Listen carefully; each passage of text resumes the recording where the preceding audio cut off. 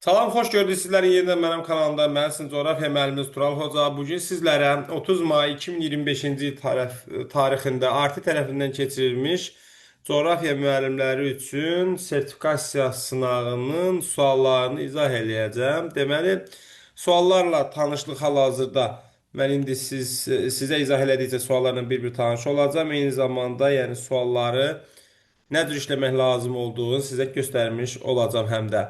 Deməli, birinci sualımız nədir? Birinci sualımız deyir ki, suburbanizasiya və yalançı urbanizasiya üçün oxşar əlamətləri müəyyən eləyin. Suburbanizasiya nə idi? İnkişaf etmiş ölkələrdə əhalinin şəhər kənarı məhəllələrdə məskunlaşması. Yalançı urbanizasiya nə idi? Şəhər ətrafında, belə deyək də, kommunikasiyası, ondan sonra yaxşı şəraiti olmayan məhəllələrin formalaşması. Bu əslində inkişaf etməkdə olan ölkələr üçündür. Bu isə inkişaf etmiş ölkələr üçündür. Amerikada hər ikisi olacaq. Niyə? Çünki Şimali Amerikada suburbanizasiya olar, Latın Amerikasında yalançı. Hər iki şəhərləşmə tipində əhali əsasən böyük şəhərlərin ətrafında məskunlaşır. Bu da müəyyən qədər doğrudur. Çünki suburbanizasiya şəhər ətrafında həyət, bağ evləridir. Yalançı urbanizasiya isə mərkəzdə olmur. Əsasən şəhərin kənarında, ucuz məhəllələrdə nisbətən orada əhalinin sıx, belə deyək də, çox da komfort bir zonada yaşamadığı belə deyək də, məhəllələrdir. İnkişaf etmiş ölkələr üçün hər ikisi ola bilməz. 3-ü atarıq, cavablardan 3-ünün ardından çıxarıq. 4. İstanbul və Rio de Janeiro şəhərləri üçün səciyyəvidir. Bunlar üçün yalançı urbanizasiya səciyyəvi olar. 5. Deməli, 5. İqtisadi və sosial inkişaf sürəti şəhərləşmənin sürətindən geri qalır. Bu yalançı urbanizasiyadır. 5-i də atarıq. 6. Xətti sahilboyu radial modelləri mövcuddur. Bu şəhərləşmənin modelləridir. Ümumiyyətlə fərqi yoxdur da. Suburbanizasiyada, yalançı urbanizasiyada şəhərləşmə tipidir. Doğru cavab nə olacaq? 1, 2, 6. Yəni hansı variant? Bu D variantı deyək də bunu. İkinci suala baxırıq. Günəş şüalarının günorta vaxtı maksimum və minimum düşmə abzaları arasındakı fərqin 47 dərəcəyə bərabər olduğu coğrafi enlikləri müəyyən edin. Bunun qısa yolu var. Yadınızda qalsın ki, əgər enlik böyükdür bərabər 23.5-dən və kiçikdir bərabər 66.5-dən olduqda, bunun maksimumu və minimum arasında olan dərəcə fərqi 47 olur. Yox, məsələn, tutaq ki, enlik bərabərdir, məsələn, tutaq ki, 15, yəni 23.5-dən kiçikdirsə, bu zaman o 47-ni verməyəcək bizə. Və yaxud enlik bərabərdir, məsələn, 67, bu zaman yenə də bizə 47-ni verməyəcək, onların maksimum və minimum arasında olan fərq. Ona görə də bizə bu şərti ödəyən lazımdır. Bu şərti ödəyən isə görürsünüzmü? Burada görürsünüz bu 22.5 olaraq 23.5-dən kiçikdir. Bu 72 olaraq 66.5-dən böyükdür. 23.5-in özünü götürmək olar. Çünki 23.5-ə maksimum 90-la düşür. Minimum isə deməli 90 minimum necə çıxacaq? 90-dan çıxacaq 23.5-i. Bir də çıxacaq 23.5-i bərabər neçəyə? Deməli 43-ə maksimumda 90-la düşürsə yenə 47 fərqi yaranır. Bunun özünü götürəcəyik. 66.5-in özünü də götürəcəyik. Çünki bunun maksimumu neçə olacaq? Minimumu 0 olacaq, maksimumu da 47 olacaq. Yenə də 47 dərəcə fərq yaranır. 18-i götürmərik, amma 58-i götürərik. Doğru cavab nədir? 3, 4, 6 hansı variantdadır? Bax bu C variantındadır. Üçüncü suala baxırıq. Nə deyir üçüncü sualda? Üçüncü sualda deyir ki, doğru fikirləri müəyyən edin. Əslən kiçik miqyaslı xəritələrdə təhriflər daha çox olur. Bu doğrudur. İstənilən tip proyeksiya ilə tərtib edilən xəritələrdə günəşin zenitdə olduğu ərazilər təhrifsiz təsvir olunur. Bunun doğruluq payı azdır. Qoy qalsın bu. Çünki istənilən tip deyəndə biraz ciddi yanaşmaq lazımdır o varianta. İstənilən tip proyeksiya ilə tərtib edilmiş xəritələrin 180 dərəcəlik meridianının keçdiyi hissələrində təhrif müşahidə edilə bilər. Bu da qalsın. Bu da biraz yəni daha çox vaxt aparan bir variantdır. Yalnız 12 və 24-cü saat kuşaları 4 yarım kuşada yerləşir. Bu doğrudur. Digər saat kuşaları 3 yarım kuşada yerləşir. Bunlar isə həm şərq, həm qərbə düşdüyünə görə avtomatik bütün saat kuşaları da şimal və cənubda olduğuna görə 4 yarım kuşada yerləşirlər. Topoqrafik xəritələrdə təhrif icmal topoqrafik xəritələrdən daha böyükdür. Bu yanlışdır. Çünki topoqrafikdə daha kiçik təhrif olmalıdır. Sonra konus proyeksiyadan istifadə edilərək tərtib olunan xəritələrdə təhrif olmur. Bunu kim deyir ki, olmur? Bu da yanlışdır. Deməli, nəqdindən deməli 5 yanlışdır. 5-i atarıq. 5-i atarıq. Düzdür. Qalır 1, 3, 4, 1, 3, 6. İndi konus proyeksiyada istifadə edilərək tərtib olunan xəritələrdə təhrif olmur yazıb. Bu da doğru deyil təbii ki. 6 da doğru deyil. İndi baxırıq 1 3 4 yoxsa 1 belə 1 3 4 qalır onsuz da. İstənilən tip proyeksiya ilə edilən xərtlərdə 4 onsuz da doğru idi. Yəni 1 ilə 4-ü doğru götürəcəkdik. Burada qalırdı 2 ilə 3-ə biraz baxmalıydıq. Biz 2-də nə deyirdi? İstənilən tip proyeksiya ilə tərtib edilən xərtlərdə günəşin zenitdə olduğu ərazilər təhrifsiz təsvir olunur. Məncə bu müəyyən qədər düzgün deyil. Çünki İstənilən tip məsələn biz azimutal proyeksiyada tərtib edirik. Azimutal proyeksiyada biz günəşin zenitdə olduğu ərazilər tropik işıqlanma qurşağıdır. Kim deyə bilər ki, orada hər şey 100%-dir? Bu olmaz. 2 səhvdir. 3-ə baxaq. İstənilən tip proyeksiyada tərtib edilmiş xəritələrin 180 dərəcəlik meridianın keçdiyi hissələrində təhrif müşahidə edilə bilər. Bu müəyyən qədər bunun doğruluq payı daha çoxdur. Doğru cavabın olacaq 1, 3, 4. 1, 3, 4 isə hansı variantdaydı? Y variantındaydı. Növbəti sualımız dördüncü sualdır. Dünya xəritəsində 30 dərəcə şərq uzunluğu ilə 70 dərəcə qərb uzunluğu arasındakı ən qısa məsafə 50 dərəcəlik paralel üzərində 30 sm olarsa, bu xəritənin bu hissəsi üçün xüsusi miqyası hesablayın. Baxalım. Deməli 70 dərəcə qərb uzunluğu ilə 30 dərəcə şərq uzunluğu arasında 100 dərəcə fərq var. Nəzərə alsaq ki, həmin paraleldə 1 dərəcəlik qövsün uzunluğu 71,7-dir. Bu zaman 100 dərəcəni biz nəyə bərabər eləyəcəyik? X-a. Tənliyi həll eləsək buradan görəcəyik ki, daha doğrusu tənasüb həll eləsək görəcəyik ki, x buradan bərabərdir. 100-ü vurarıq 71,7 eləyər 7170 kilometr. Bu bizim nəyimizdir? Bu bizim nəyimizdir? Bu bizim məsafəmizdir. Bəs xəritə üzərində nə qədərdir bu məsafə? 30 sm. 71, 70 yazarıq, bölərik 30-a. Bir dəfə, yox, iki dəfə 60, 11 qalır, 17, 3 dəfə 90. Burada neçə qalır? 27, 0 deyəcəyinə 9. Deməli, bizə nə lazımdır? 239 ilə başlayan bir miqyas lazımdır. O da hansı variantdadır? A variantındadır. Beşinci suala baxırıq.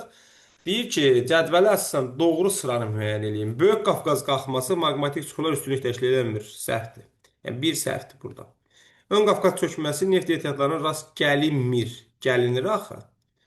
2 də səhvdir. 3. Kiçik Qafqaz qalxması molibden və aluminit yataqları mövcuddur. Bu doğrudur. 3-ü doğru götürək, amma davam eləyək biz. Kür çökməsi yalnız ovalıqlardan ibarətdir. Bu səhvdir, çünki azınlığı ön dağlığı, Ceyrançol alçaq dağlığı var. 4 səhvdir. 5. Araz çökməsi Araz çayının keçdiyi bütün ərazilər yerləşir. Yox. Araz çayının keçdiyi bütün ərazilər Araz çökməsinə aid deyil. 5 səhv. Baxaq 6-ya. Uyğunluğu müəyyən edin. Braziliya yayləsi, Meksika yayləsi, Orta Sibir yayləsi. Heç vaxt kölgə uzunluğu sıfıra bərabər olmur. Deməli, günəş heç vaxt burada zenitdə olmur. Bu hara düşər? Orta Sibirə. Aid olduğu ölkə iki yarımkürədə yerləşir. Bu yəqin ki, Meksikaya aiddir. Çünki digərləri 3 yarımkürədir. Yerləşdiyi materikdə Mezozoik qırşığında yaranan relyef formalarına rast gəlinmir. Söhbət Cənubi Amerikadan gedir. O da Braziliya yaylasıdır. Çünki Şimali Amerikada və Rusiyada var. Qərbində cavan platforma yerləşir. Bu Orta Sibirin qərbində Qərbi Sibirdir. O da cavan platformadır. Yerləşdiyi ölkələrdə günəş il boyu günorta vaxtı zenitdə olur. Yerləşdiyi ölkələrdə Yerləşdiyi ölkədə günəş il boyu günorta vaxtı zenitdə olur. Qoy baxaq buna bir dənəm. Deməli, yerləşdiyi ölkələrdə Braziliya yayləsi hansı ölkədə yerləşir ki? Braziliya yayləsi yerləşir Braziliyada. Bu Orta Sibirə aid deyil. Meksikaya il boyu zenitdə olmur. Bəs burada il boyu günorta vaxtı zenitdə olur. Bu biraz qalsın mübahisəli məqamdır. Ona görə bizə 1-ə C, 2-yə B, 3-ə AD lazımdır. 1-ə B, 1-ə C daha doğrusu. 1-ə C, 2-yə B, 3-ə AD. Bu variant daha doğrudur. Bu axırıncı variant nəsə biraz qeyri-müəyyən cavabdır. Yerləşdiyi ölkələrdə günəş il boyu günorta vaxtı zenitdə olur. İl boyu günorta vaxtı zenitdə olan. Bu o demək ki, bu ölkə həm şimal tropikindən cənub tropikinə qədərdir. Elə bir isə ölkə yoxdur axı. Y bəndi heç birisində olmaz.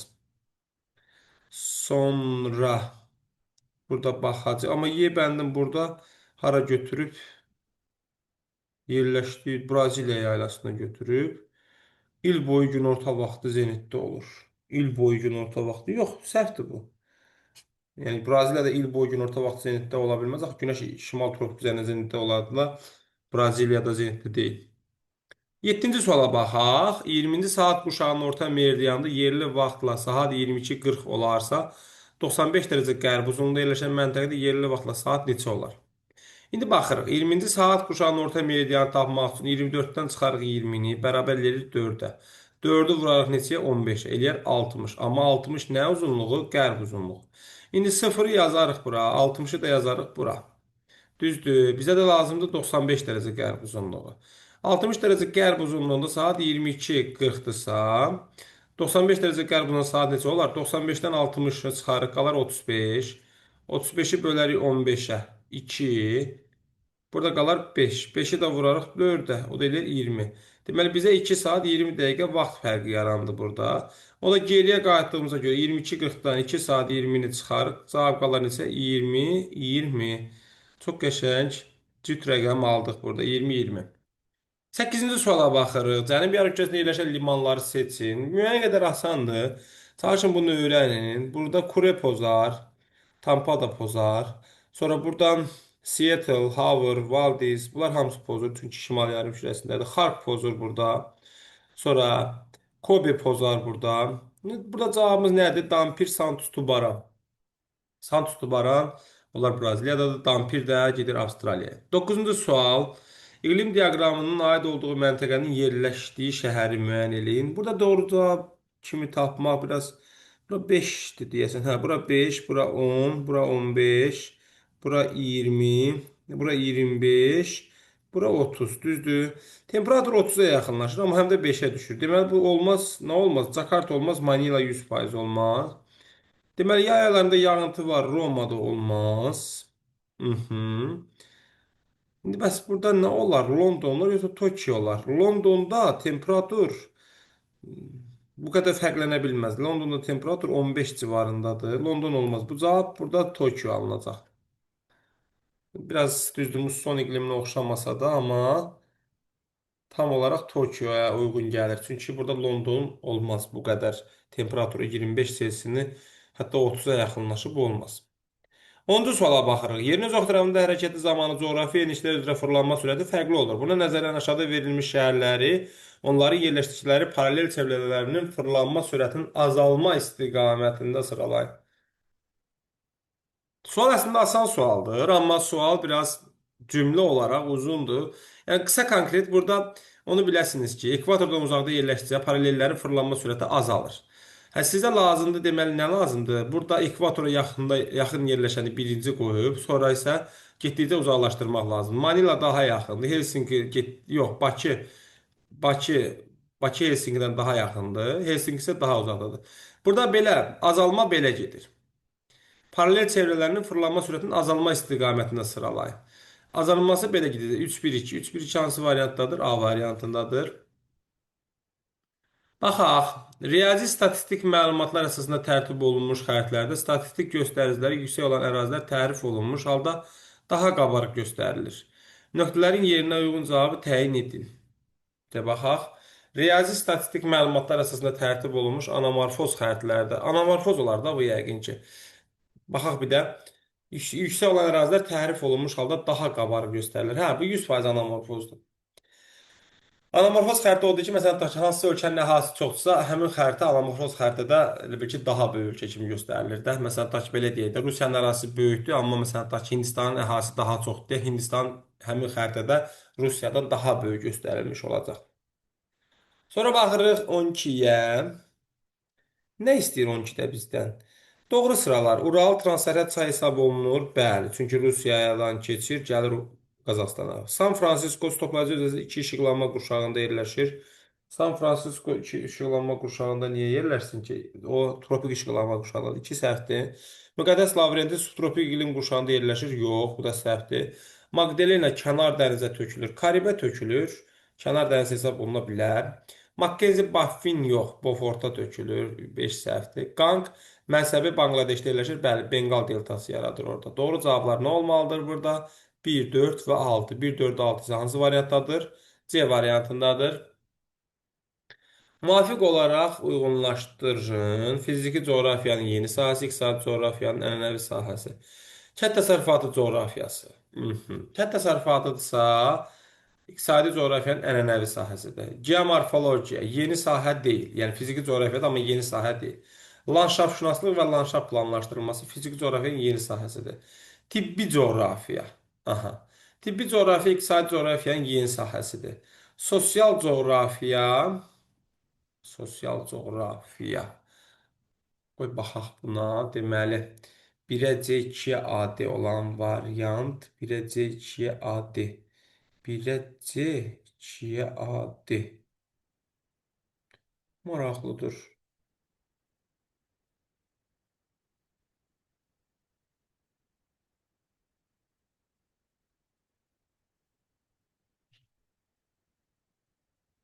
Kənd təsərrüfatı coğrafiyası 1-ə C, 2-yə AD. Biraz maraqlı sualdır. Gəl bir də baxaq buna. Nə deyir burada bizə? Fiziki coğrafiyanın yeni sahəsi, iqtisadi coğrafiyanın ənənəvi sahəsi. Ənənəvi sahəsi. Aha, ənənəvi. Deməli, tibbi coğrafiya ənənəvi deyil. D olmaz heç bir variantda. Burada biraz biz fikir vermədik. Avtomatik görürsünüzmü? Bu variantlar gedir. Sonra sosial coğrafiya ola bilər əslində ənənəvi. Landşaftşünaslıq yeni sahədir. Buna gələrik. Geomorfologiya B olmaz heç birisində. Çünki bu ənənəvidir. Yeni sahəni istəyir bizdən. 1-ə C olur. 2-yə olar nə? Ənənəvi olaraq A-nan Y. Hə, cavab çıxır belə olanda. Cavab nədir burada? C variantıdır. Sadəcə burada nə biraz korluyur işləri. Birinin yeni, digərinin ənənəvi istəyir. Burada isə verilənlər arasında həm ənənəvi, həm də yeni var. Sonra 14-ə baxaq. Şərq yarımkürəsində yerləşən ölkələri seçin. Almaniya şərqdir, Efiopiya şərqdir, Avstraliya şərqdir, Braziliya qərbdir, Kanada qərbdir, İslandiya da qərbdir. 1 2 3. Yəni 1 2 3 ardıcıl cavabın çıxması sizi çaşdırmasın. Bu normal bir şeydir. Orta miqyaslı xəritlərə uyğun gələn miqyasları tapın. Deməli, orta miqyaslı xəritlər 1 bölünsün 200 mindən neçəyədir? 1 bölünsün 1 milyona. Düzdür. Bu neçədir? 1, 2, 3, 4, 5. 5 milyondur da bu olmaz. 1 olan variantları ataq. 2. 300 min. Bunu götürərik. 750 min. Bunu da götürərik. 600 min. Bunu da götürərik. Burada 150 mindir. Bu böyük miqyaslı. 3'ü atarıq. Sonra burada neçədir? 2 milyon 500 min. Bunu da atarıq. 5'i də atarıq. Doğru cavab nə olur? Avtomatik 2, 4, 6 hansı variantdır? B variantı. Sonra 16-cı suala baxırıq. Deməli, daş kömürü olacaq çox böyük ehtimal. Çünki əgər ABŞ ixrac edirsə, bu daş kömürdür. Ən çox da Çindədirsə, 100% daş kömürdür. Bəli, burada kömürdür. Sonra gəldik 17-yə. Doğru olmayan fikirləri müəyyən edin. Yəni nəyi? Səhvi. Ən çox fiziki coğrafi rayon Böyük Qafqazda deyil. Kürdədir. Kür çökəkliyi təbii vilayəti 3 ölkə ilə həmsərhəddir. Bu qalsın. Kür çökəkliyi və Kiçik Qafqaz təbii vilayətində gil ehtiyatları mövcuddur. Bu hər yerdə olar. Gil Azərbaycanda hər yerdə olur. Kür çökəkliyi təbii vilayətdə yalnız qışı mülayim keçən yarımsərhəd quru çöl iqlim tipinə rast gəlinir. Kür çökəkliyi təbii vilayətində yalnız. Bu biraz mübahisəli məqamdır. Burada başa düşmək olmur ki, yarımsəhra quru çöl iqlim tipinin yalnız bu tipinə rast gəlinir, yoxsa ümumiyyətlə yalnız bu iqlim tipinə rast gəlinir. Yəni orada mülayim isti iqlim də var. Ona görə bu biraz qalsın. Lənkəran təbii vilayətində maqmatik sulara rast gəlinir. Bəli, rast gəlinir. Maqmatik sular var, vulkanik sular. Orta Araz təbii vilayətində iqtisadi əhəmiyyətli dəmir filiz yataqları mövcuddur. Elə bir şey yoxdur. Yəni 5 nağdından düzdür. 5-i çıxarıq. Bizə 5 lazım deyil. Sonra 3 də nəqdindən düzdür. Bu da düzdür. Qalır burada doğru cavab nə? 1, 4, 6. Yəni 1 ilə 6 100% doğruydu. Burada 1, 4, 6 Bu 1,4,6 çox güman ki, hə, burada çox güman ki, nəyi nəzərdə tutub? Yəni ancaq yarımsara quru çöl iqlimi var da, Kür çökəkliyi vilayətində. Amma əslində orada təkcə Kür çökəkliyində yarımsara quru çöl yox, həm də qışı quraqca mülayim isti iqlim var Qanı ilə. Bu səhvdir. Bəs burada biz nəyə başqa nöqtə qoyduq? Kür çökəkliyi təbii vilayəti 3 ölkə ilə həmsərhəddir. Bu Gürcüstan, İran, bir də ola bilər ki, Qazax tərəfdə oradan Ermənistanla biraz sərhəddi var. Ola bilər deyəndə ki, orada biraz düşür də, çox yox, biraz düşəcək.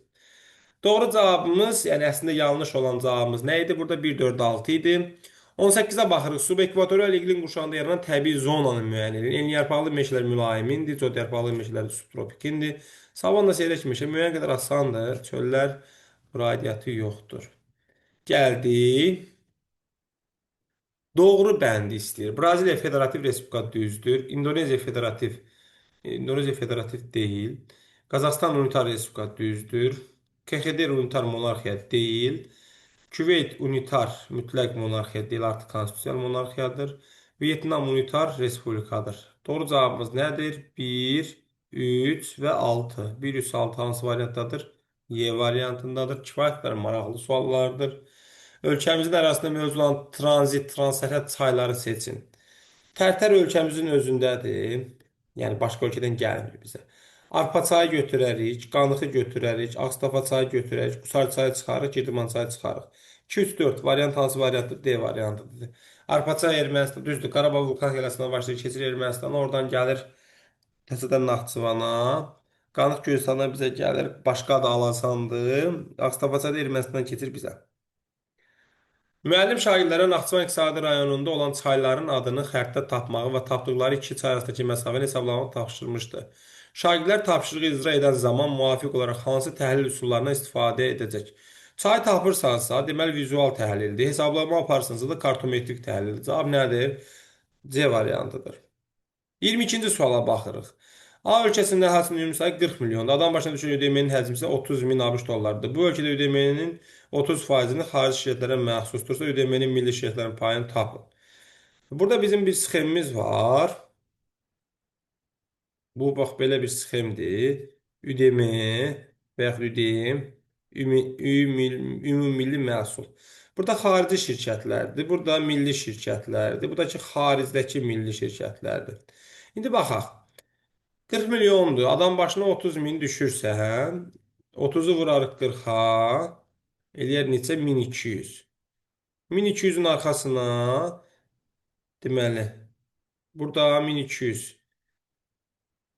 Burada da 3. 3 sıfır yazarıq. Neçə sıfır olacaq? 1, 2, 3, 4, 5. Aha. Milyonda da 6 sıfır var. 6 tane sıfır yazanda 11. 11 sıfır, 11 sıfır. 11 sıfırdırsa, 11 sıfırdırsa, deməli 9 sıfır milyarddır. 10-cu sıfırda 120 milyard. 11-ci sıfırda isə 1 trilyon 200 milyard. 1 trilyon 200 milyard ödemesidir bunun. 1,2 trilyon. Düzdürmü? Bunun ödemesidir. O ödeməyin də 30%-ni xarici şirkətlər, yəni 1/4-ni, daha doğrusu 1/4-ni yox, bunu necə götürə biliriz? 3-ünü də, düzdür. Bu da neçə edir? 3,360 milyardır. Deməli, 1200-dən çıxacaq 360-ı. Neçə eləyəcək? Burada 0, burada 4, burada qalmışdı 8. 840 milyard dollar nədir? Milli şirkətlərin payına düşür. Gəlirik 23-cü suala. Quba Xaçmaz iqtisadi rayonuna aid olmayan inzibati rayon, Şabran aid, Siyəzən aid, Xızı, Qısar. Xızı Quba Xaçmaza düşmür axı. Xızı Abşeron Xızıya düşür. Sonra 24 doğru fikirləri müəyyən eləyin. Avstraliyada yalnız ətlik və ətlik südlük istiqamətli heyvandarlıq inkişaf etmişdir. Bu qalsın. Dəniz mühitində müxtəlif heyvanların yetişdirilməsi marikultur adlanır. Müxtəlif deyəndə, yəni burada balıqlardır. Çəltik əkinləri həm quraq, həm də rütubətli isti iqlimə malik ərazilərdə ola bilər. Quraq iqlimə malik olan ərazilərdən hansı şəraitdə ola bilər bu? Suvarma şəraitində ola bilər. Bu yenə qalsın. Yaşıl inqilabın baş verilməsi inkişaf etmiş ölkələrin təsərrüfat strukturunda kənd təsərrüfatı payının kəskin artmasına səbəb olmuşdur. Düşünmürəm bu belədir. Bu yaşıl inqilab daha çox inkişaf etməkdə olan ölkələrə daha çox təsir eləyib. Broiler quşçuluq kompleksi əsasən istehlakçılara yaxın yerləşdirilir. Bu doğrudur. Rusiyada həm şəkər qamışı, həm də şəkər çunduru becərilir. Rusiyada yox, ABŞ içindədir bu. 6 səhvdir. Yəni 5 doğrudur. Bizdən doğru fikirlər istəyir. 6 isə səhvdir. 6-nı çıxarırıq, 5 doğrudur götürərik. İndi baxaq burada. 4 də orada yanlışdır. Çünki yaşıl inqilabdan daha çox faydalanan ölkələr inkişaf etmiş ölkələr. 4-ü də atarıq, 6-nı da atarıq. İndi baxırıq, 3-ə baxırıq. Burada çəlti əkinləri həm quraq, həm də rütubətli isti iqlimə malik olan ərazilərdə ola bilər. Bu nə deməkdir? Belə deyək də, subekvatorialın yağışlı aylarında bu rütubətli iqlimdə olur, amma yağış yağmayan aylarında suvarma şəraitində olur. 3-ü götürmək olar. Yəni 3-ü 100% götürmək olar. 3 var və 5 varsa, avtomatik bizim variantlarımız 3 ilə 5 ilə olan variant olacaq. Yəni 1-3-5 yaxud 2-3-5. İndi baxırıq. Burada yəni ki, dəniz mühitində müxtəlif heyvanların bu müxtəlif heyvanlar mı olar? Yoxsa balıqlar mı olar? Avstraliya yalnız ətlik və ətlik südlük istiqamətli heyvanlarla inkişaf etmişdir. Avstraliyada yalnız ətlik və ətlik südlük. Bu ümumiyyətlə yalnız sözü varsa, bunlar biraz belə deyək də, bu o deməkdir ki, ümumiyyətlə baxaq, ətli və ətli südlü istiqamətli heyvandarlıq harda olacaq? Əsasən quraq ərazilərdə. Bəs südlü ətli istiqamətli heyvandarlıq harda olur? Nisbətən rütubətli, yaşıl ot olan ərazilərdə. Bu mənada ki, Avstraliyada yəni bu rütubətli ərazi yoxdur deyir. Məncə bu bir səhvdir. Burada ikidə isə müxtəlif heyvanların yetişdirilməsi marikultur. Burada balıqlardır əsasən, balıqlardır. Amma istənilən halda bu daha doğru cavabdır. 2, 3, 5. 2, 3, 5 hansı variantdadır? C variantındadır. 25-ə baxırıq. Böyük yeddilik qrupuna aid olan ölkələr Fransadır, Rusiyadır. Yox, Rusiya nədir? Kanadadır, Yaponiyadır. 1, 4, 5. Bu kifayət qədər asan suallardır bunlar. Düşünürəm ki, sertifikasiyada belə olsa, müəllimlərimiz üçün yaxşı olacaq. H məntəqəsində atmosfer təzyiqi 670 mm civə sütunudur. F və H məntəqələri arasındakı temperatur fərqi 7,2 Selsidir. F məntəqəsinin mütləq hündürlüyünü müəyyən eləyin. Əgər birinci budur, gəlin H məntəqəsinə baxaq. 670-dirsə, normalda 760 dəniz səviyyəsidir. Bu da 670-dir. Deməli, nə qədər düşmüşük aşağı? 60, burada 30, 90. Deməli, 900 metr hündürlükdədir H məntəqəsi. İndi baxırıq. 1000 metr qalxmışıqsa 7,2 Selsi temperatur. Yox, 1000 metr qalxanda 6 Selsi temperatur düşür. Bunu təzədən yazaq. 1000 metr qalxmışıqsa 6 Selsi. Bəs neçə metr qalxanda 7,2 eləyir? Deməli, nə edirik? 1200 metr eləyir bu. Deməli, F ilə H arasında olan temperatur fərqi 7,2-dir. O da hündürlük fərqi olaraq 1200 metr verir bizə.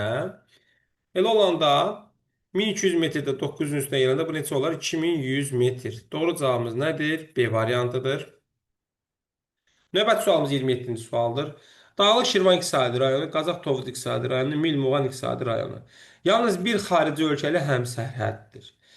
Aha. Deməli, Dağlıq Şirvan olmaz, Qazax Tovuz olmaz, Milmuğanlar. Filiz faydalı qazıntı yataqlarına malikdir, Qazax Tovuz olar. 5 iqtisadi rayonla həmsərhəddir. Burada Dağlıq Şirvan deməli düşəcək oradan Quba Xaçmaza, Şəki-Zaqatalaya, Abşeron Xızıya, aşağıdan Küdrü Şirvanına. Bəs Milmuğan düşəcək oradan. Deməli Şirvan Salyana, Qarabağa düşəcək. Sonra sonra yuxarıdan düşəcək Mərkəzi Arana. Bir də nədir? Oradan düşəcək. Hədə Mərkəzi Arana düşür. Bu olmaz. Amma Dağlıq Şirvan oradan həm də Dağlıq Şirvan oradan bir də şeylə sərhədə düşür. Nə deyəcəm? Dağlıq Şirvan həm də Şirvan Salyanla sərhədə düşür. Deməli, Dağlıq Şirvan 5 rayona düşəcək. Sonra 5 inzibati rayondan ibarətdir. Qazax Tovuzda 5-dir. Qazaxda görə Qazax Tovuz 2, Ağstafa 3, Şəmkir 4, Gədəbəy 5. Bu da gəldi Qazax Tovuza. Yayı quraq isə mülayim isti iqlim yarım tipinə rast gəlinir. Yayı quraq isə mülayim isti iqlim Dağlıq Şirvanda olar. Deməli 1-ə CY, 2-yə BD. 3-ə də A. Hansı variantdır? Y variantıdır.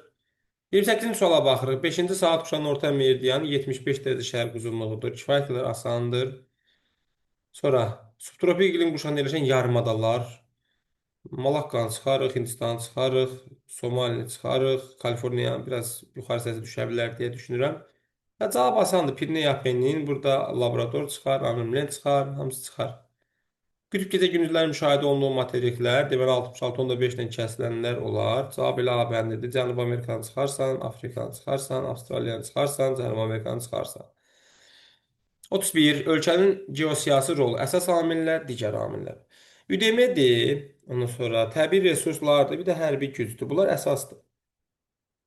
A, sonra D və F. Bunlar əsasdır. Amma siyasi təsirdir, vətəndaşların sağlamlığıdır, bir də ki, sabitlikdir. Bunlar digər amildir. Yəni, geosiyasi rolunu müəyyən edən amillər iki yerə bölünür. Əsas amillər və digər amillər. ADF, ADF isə nədir? B variantındadır. 32-ci suala baxırıq. Demarkasiya nədir? Mübahisəli əraziləri ayıran xəttdir. Bu cavab nə olacaq? C variantı olacaq. Razılaşdırılmış sərhəddir. Yəni, mübahisəli ərazilər müəyyən müddətə ayırır, sonra delimitasiya gəlir. Cədvələ sən doğru sıraları müəyyən eləyin. Qaragöldə yarımsəhra olmaz, bir səhvdir. Çalışın variantlarla işləməyi bacarın. Samur yalama düzən meşə landşaftı olar. Ağgöl Muğan düzündə yox, Mil düzündə yerləşir. Bu təzəliklə şeydən çıxdı. Nədir? Abituriyentlərin imtahanında. Sonra Şirvan. Ceyranlar və su quşları qorunur. Bu doğrudur. Korçay Aznor düzündə yerləşmir. O Korçayda Bozdağın landşaftı qorunur. 5-də səhvdir. Bəsitçay yerləşdiyiniz Batı rayon iki ölkəli həmsərhəddə düzdür. Zəngilandan söhbət gedir. Zəngilan isə İran və Ermənistanın sərhədi. 2, 4, 6. Cavab onsuz da çıxmışdı burada.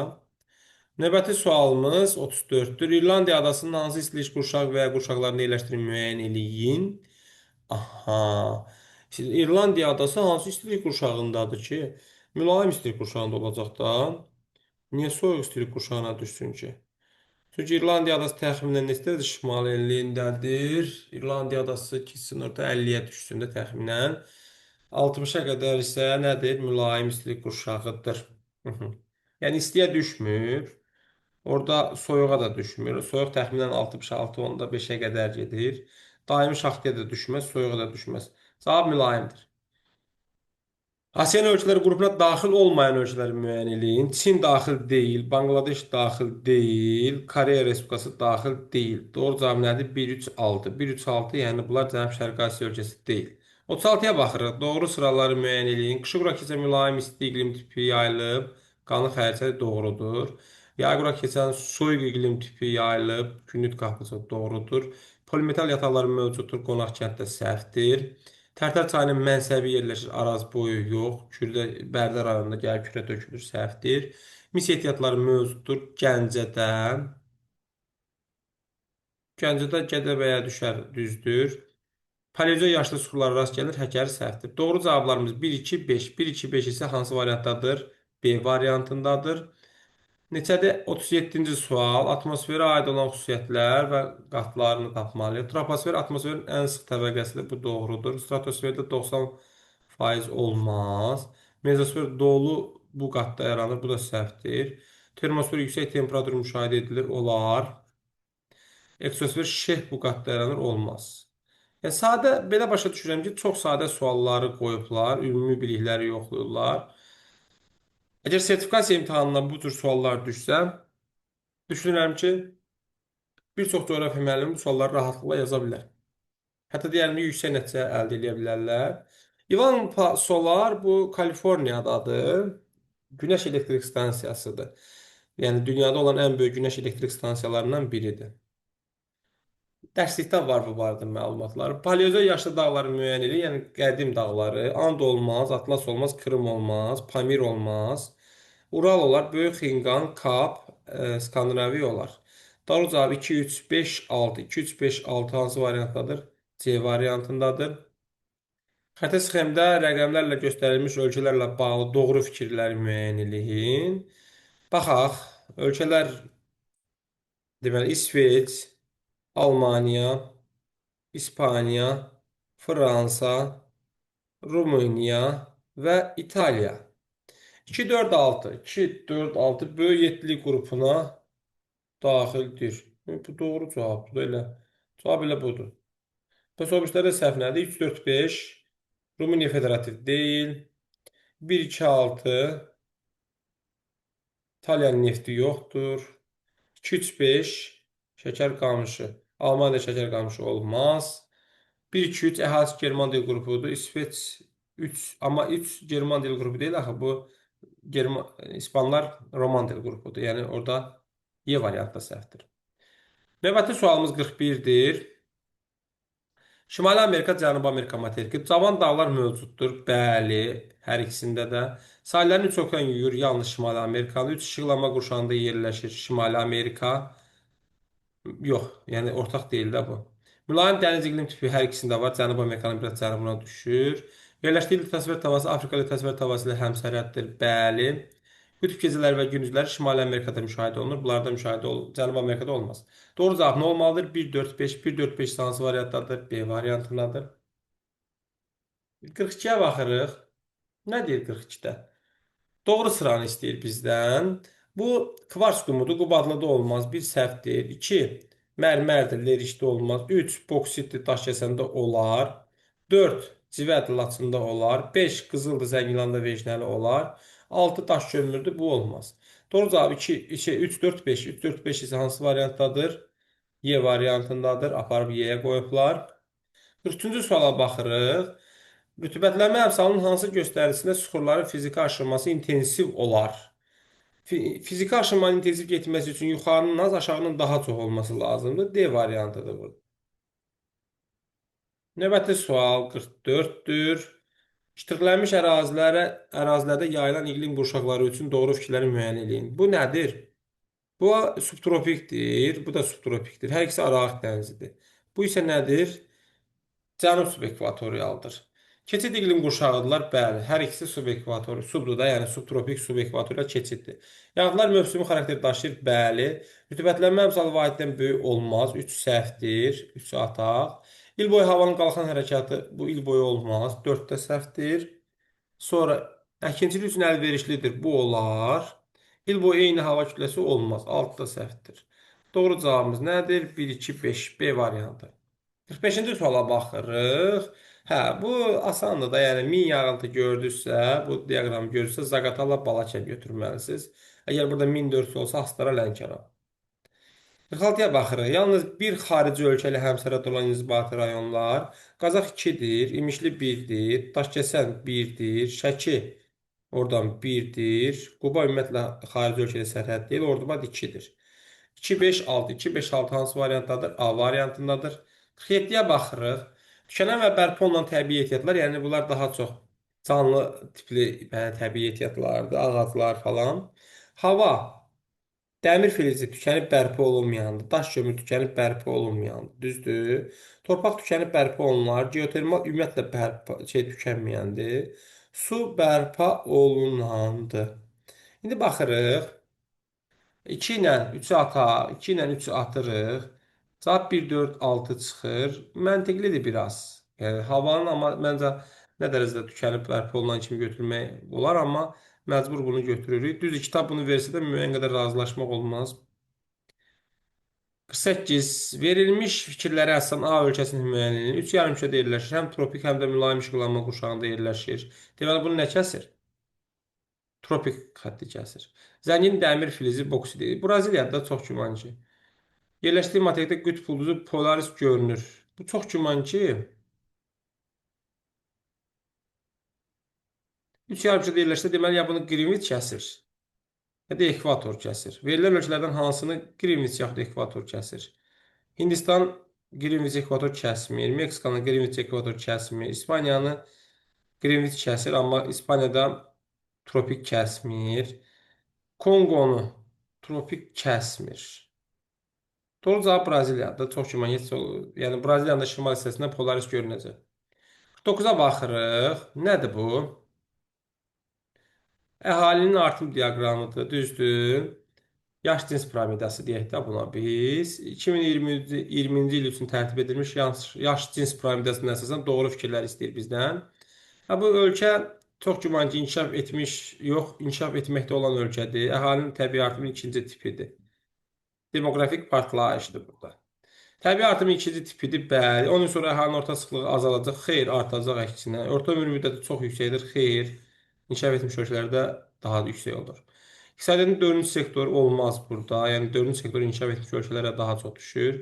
Qərbi Avropada yerləşmir. Bax, yerləşmir. Diqqətli olmaq lazımdır. Bəli. Koreya Respublikasına aid ola bilməz. Söhbət Cənubi Koreyadan gedir. Bu da doğrudur. Doğru cavab nədir? 1, 5 və 6. 1, 5, 6 isə hansı variantdadır? Görək onu hansı haratıblar? Y variantını atıblar. Və gəldik çatdıq sualların sonuna. Anklav dövlətləri deyir, müəyyən eləyir. Anklavlar nə idi? Başqa ölkənin içərisində olanlar.